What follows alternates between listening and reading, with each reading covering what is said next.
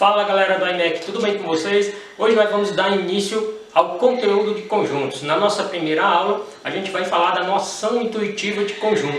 E o que é a noção intuitiva de conjunto? A ideia de conjunto é exatamente a ideia de coleção, a ideia de grupos. Então quando eu tenho grupos, uma coleção, eu estou falando de conjunto. E todos vocês já tiveram uma coleção de algo, né? Portanto, o conjunto ele traz exatamente essa ideia, a noção intuitiva de conjunto, de colecionar alguma coisa. Então vamos ver aqui alguns exemplos dessa noção intuitiva. Por exemplo, eu tenho o conjunto dos dias da semana. Quem são os elementos que pertencem ao conjunto dos dias da semana? Vou chamar esse conjunto de D. E eu tenho domingo, segunda, terça, quarta, quinta, sexta e sábado. Todos esses são elementos do conjunto D. Segundo, conjunto dos números pares. Quem são os elementos que pertencem ao conjunto dos números pares? Vou chamar isso aqui de P.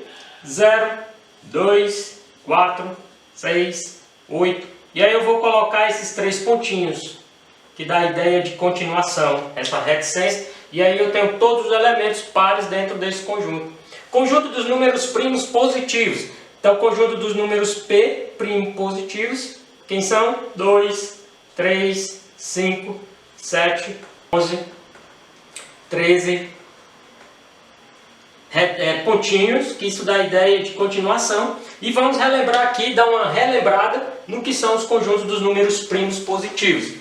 Um número primo é todo número natural maior do que 1, que é divisível apenas por 1 e por ele mesmo. Então eu tenho a definição de conjunto dos números primos quando eu falo de conjunto dos números primos positivos. Portanto aqui, ó, o 2, ele só é divisível por 1 e por ele mesmo. O 3, divisível por 1 e por ele mesmo. O 5, o 7. Cada uma das partes individuais desse conjunto é chamada de elemento. Então, cada um que está dentro daquele conjunto, eu vou chamar de elemento do conjunto. Assim, 2, 3, 5, 7, reticência, dá continuidade ao conjunto dos números primos. Eles são elementos daquele conjunto. São elementos do conjunto P, todos esses números. Portanto, 2 pertence a P. Esse símbolo aqui significa o símbolo de pertence.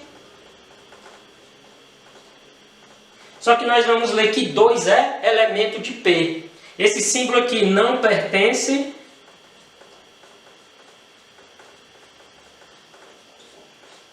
Zero não pertence a P, porque 0 não é um número primo. E 0, eu vou ler 0, não é elemento de P. Representações de um conjunto. Um conjunto, quando for possível, também pode ser descrito através de uma propriedade,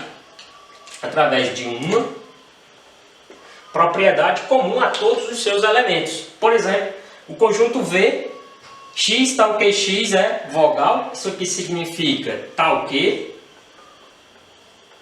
essa barra significa tal que, x tal que x é vogal. E aí, para mim determinar os elementos desse conjunto, conjunto V vai ser quem? Os elementos que estão dentro desse conjunto são os elementos A, E, I, O e U. Então está aqui duas representações a partir de uma propriedade e os elementos tabular. Eu tabulei, eu descrevi os seus elementos. E aí lembra-se o seguinte, de um conjunto ele não está solto, todos os elementos do conjunto, ele está entre essas duas chaves. E um conjunto eu não posso deixar esses elementos soltos. Vai ter que estar dentro dessas chaves e separado por vírgula. Outra representação é através de um diagrama de Euler.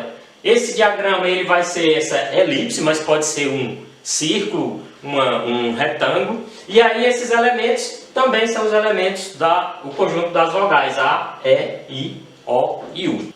Elemento de um conjunto. Imagine o conjunto A com seus elementos 0, 2, 4, 6 e 8. Então lembra que sempre um conjunto ele vai ter os seus elementos dentro de chaves, abre chaves, fecha chaves, e separados por vírgula. As seguintes afirmações são verdadeiras em relação aos elementos do conjunto A. 0 pertence a A, ou seja, 0 é elemento de A, porque ele está dentro do conjunto A. Já 1 não pertence a A. 1 não é elemento de A, porque o 1 não está dentro do conjunto A. Subconjunto de um conjunto. O que é um subconjunto? Imagine dois conjuntos A e B. Se todo elemento de A for também elemento de B, então A é subconjunto de B. Então dá uma lida nessa afirmação, né, que para que eu tenha um subconjunto, aquele conjunto tem que estar totalmente dentro do outro conjunto. Então, por isso que eu digo que se todo elemento de A for também elemento de B, então A é subconjunto de B. Então, essa representação através do diagrama, está aqui o conjunto B, é esse diagrama maior, e o conjunto A é esse diagrama menor. Portanto, A está dentro do conjunto B.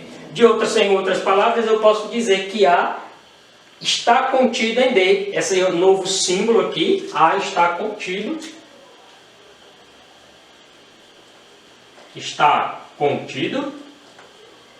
É a mesma coisa que dizer que A é subconjunto de B. Então esse elemento aqui, esse símbolo, dá a ideia de subconjunto. Então A é subconjunto de B.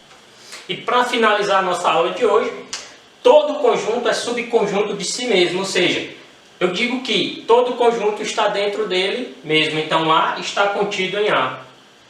E o conjunto vazio, representado por duas chaves, né? Uma chave aberta, abre chave, fecha chave, não sem nada dentro, ou esse círculo cortado é subconjunto de qualquer conjunto. Então, qualquer conjunto está dentro dele quem? O conjunto vazio. Portanto, o conjunto vazio é subconjunto de qualquer um desses conjuntos. Lembrem sempre, cuidado para não fazer um erro, cometer um erro que muitos alunos fazem, é trazer esse símbolo, que é esse símbolo de vazio, para dentro dessas chaves. Isso deixa de ser um conjunto vazio e passa a ser um conjunto que nós vamos ver mais na frente, que é o chamado conjunto unitário. Ok, galera? Essa foi a nossa aula de hoje. Até a próxima!